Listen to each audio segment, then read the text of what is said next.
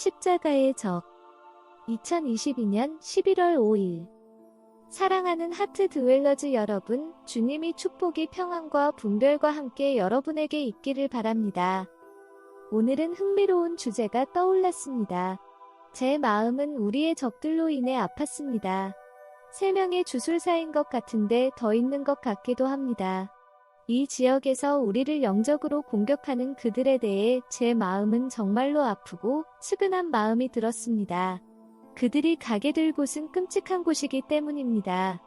주님께서 제게 은혜를 주셔서 이런 긍휼한 마음이 제 마음에 있게 된 것 같습니다. 그 중에서도 가장 나이가 많은 한 여성을 위해 저는 어젯밤 기도를 드렸습니다.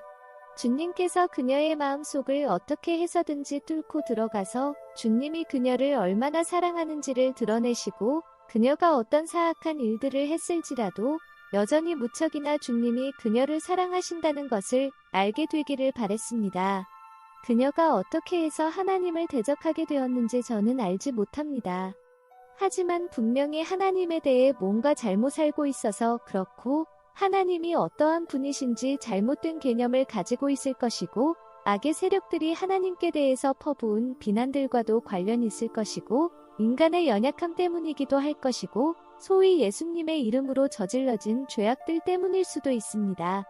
예수님의 이름으로 죄를 짓는다는 것 자체가 말이 안 되는 말인데 왜냐하면 죄는 주님께 속해 있지 않고 오직 사랑과 동정이 주님께 속해 있기 때문입니다. 하지만 너무도 많은 사람들이 죄로 인해서 상처를 받는데 그것도 교회 안에서 저질러지는 죄들 때문에 사람들은 교회를 떠나고 사탄 숭배라는 곳에까지 가서 결국 주님을 대적하게 되기도 합니다. 예를 들면 잔 러미레즈는 여러 권의 책을 쓴 사탄 숭배자였다가 크리스찬이 된 사람인데 처음에 그가 교회에서 주님을 찾으려고 애썼지만 목사가 그의 곁으로 걸어와서 다른 사람들은 환대를 하며 포옹을 해줬지만 그에게는 그러지 않았다고 합니다.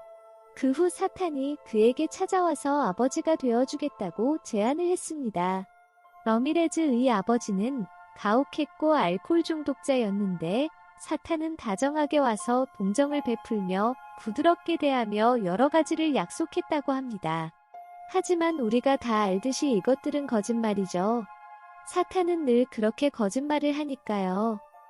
무엇보다도 먼저 거짓말인 것은 주님이 이 땅을 정결하게 하신 후에는 사탄이 이 땅에서 어떤 종류의 생명도 가지고 있지 않을 것이기 때문이죠.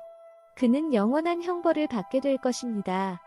그러니 러미레즈에게 약속했던 것은 모두 가짜인데 사람들은 이런 사실을 잘 모르니까 그리고 때로는 기독교를 가장해서 행해진 잘못 때문에 너무 상심해서 그리스도에게 대항하는 자가 되기도 합니다. 하지만 주님은 우리에게 적들을 사랑하라고 말씀하십니다. 원수에 대해서 진심으로 마음 깊은 곳으로부터 진정한 사랑을 가지는 것이 진정한 크리스찬의 표시라고 말씀하십니다. 제 남편 에스겔도 오늘 고통 가운데서 희생제물을 주님께 올려드렸는데 이 같은 주님의 가르침을 받았습니다. 주님은 그를 십자가 위에서 내려다보시며 몇 가지를 말씀하셨다고 합니다. 주님은 우리를 부르신 이유가 원수를 사랑하고 진정한 크리스찬이 되라고 부르셨다고 했습니다. 보통 크리스찬은 주님을 사랑한다고 하면서 원수들은 돌보지 않고 원수들을 사랑하지도 않기 때문에 결국 십자가의 적이 되기도 한다고 하셨습니다. 이에 대해 주님께서 말씀하신 것을 나눕니다. 그렇다, 내 사랑아, 원수들을 위해서 내 성인들에게 은혜가 분배되었다. 많은 사람들이 나를 사랑한다고 말하지만 정작은 자기 자신을 십자가의 적으로 만든다.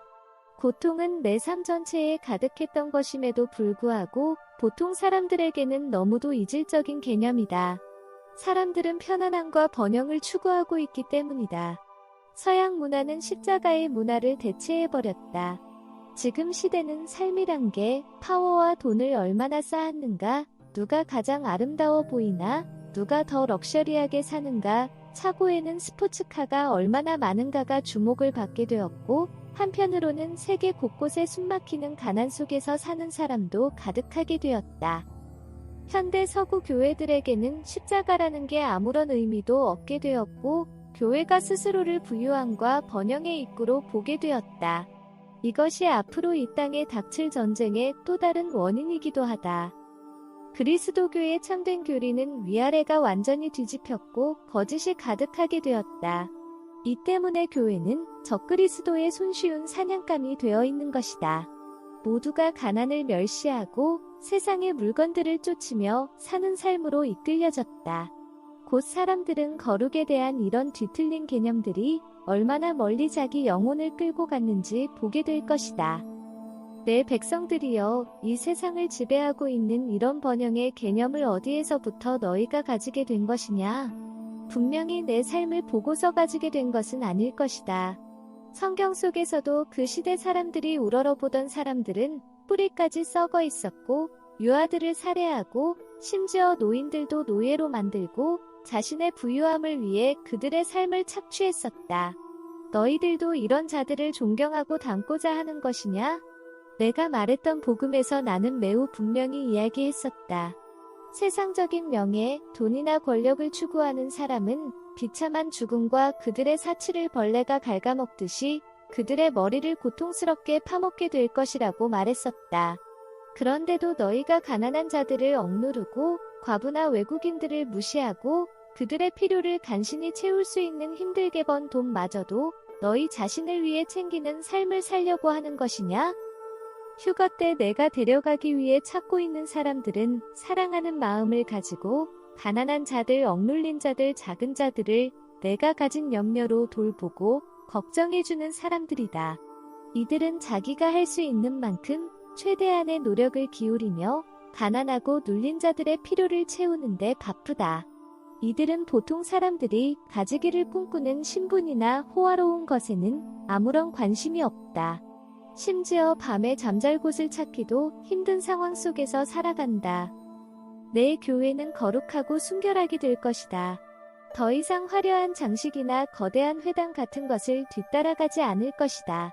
도리어 내 교회는 문 앞을 지나가는 가난한 거지를 자신의 보물로 쳐다보게 될 것이다. 이 세대를 본받지 말기 바란다. 파워풀해 보이는 길을 따라가지 말라. 왜냐하면 내가 가면 시스템 전체가 반대로 될 것이기 때문이다. 주님, 이해할 수 없는 게 있습니다. 언젠가 주님은 제게 교황이 입게 될 정교하게 만들어진 비싸 보이는 성직복장을 보여주신 적이 있습니다. 그런 일이 어떻게 일어날 수 있는지, 교회가 거룩한 것인지 지금 주님이 하신 말씀을 들으면서 좀 헷갈립니다. 아주 좋은 지적을 해줬다. 하지만 내가 선택하는 사람은 저들이 말하는 잘못된 거룩의 개념과 완전히 다른 모습일 것이고 겉보기에 잘 차려입은 모습도 아니라는 것을 너희는 알게 될 것이다. 오주님, 저는 밤이고 낮이고 여기에 앉아서 당신의 말씀을 받아 적고 있으면 좋겠습니다. 저는 주님을 너무나 사랑합니다. 똑같은 이유 때문에 나도 너를 사랑한다. 정말로 끝에 도달하면 너는 정의가 어떻게 이루어지는지 보게 될 것이다. 내 사랑 클레어, 가난은 더 이상 존재하지 않을 것이다. 모든 것이 영광스럽게 공급되고 만족하고 행복하게 될 것이다. 자신이 가진 것에 대해서도, 심지어 자신이 가지고 있지 않은 것에 대해서도 만족하고 행복함을 느끼게 될 것이다. 가난도 부족함도 없는 시대가 올 것이기 때문에 너희는 알게 될 것이다. 오 주님, 그건 정말로 영광 그 자체입니다. 그렇다. 영광이다. 분투의 끝이다.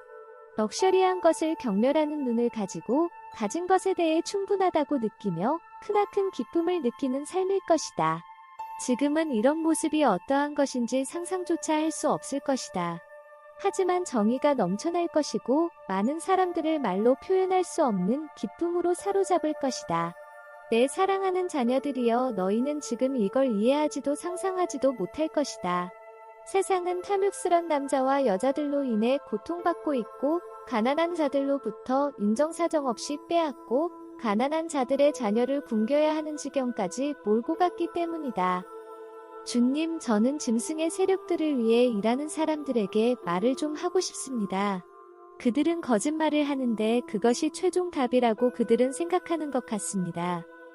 저희가 있는 곳에 한 남자가 전봇대 옆에 서 있는 사람이 있었는데 우리 집 뒤에 뭔가 기계장치를 넣는 걸 보았습니다. 그 사람은 전기수리공 같아 보이지 않는 복장을 하고 있었는데 마치 FBI 요원이나 그와 비슷한 요원 같아 보였습니다. 우리 집에서 어떤 일이 일어나고 있는지 그들이 주의 깊게 듣고 있는 모습을 보았는데 저는 아주 이상한 느낌을 받게 되었습니다. 그렇지만 괜찮습니다. 이 일로 인해 그들을 주님께로 인도할 수 있기를 소망하고 있으니까요. 우리는 총 같은 것도 없고 그런 폭력을 쓰는 것을 우리는 용납할 수도 없지만 그 사람이 왜 거기에 있었는지 누가 알겠습니까? 하지만 저는 그들에게 이야기를 할 수 있기를 바랍니다. 그들이 일하고 있는 짐승의 세력은 결국 거짓된 것을 말하고 있다고 얘기하고 싶거든요. 예수님께서 말씀하셨습니다. 그렇다. 짐승의 세력을 위해 일하는 자들이다. 전화를 도청하고 이메일들과 대화들을 수집해서 언젠가 선량한 자들을 비난하며 공격하는 데 사용하려고 그렇게 한다. 그들이 빠지게 된 두 가지 동기가 있는데 하나는 세상에서 성공하는 것이고 또 하나는 이기는 편에 속하고 싶은 것이다. 그들은 사람들의 권리에 반하는 불의한 일을 하고 있다라는 것을 생각해야 하지만 그런 생각을 멈추고 전체주의적인 정부를 정당화해버린다. 전체주의적 정부란 것은 과거에도 그렇고 앞으로도 영원히 성공할 수 없는 것임에도 불구하고 그렇다. 사람들은 자유를 갈망하고 아무도 그 자유의지를 빼앗는데 성공하지 못할 것이다. 나도 그 자유의지를 침범하지 않는다. 세상에 속한 자녀들이여, 내가 너희를 사랑한다.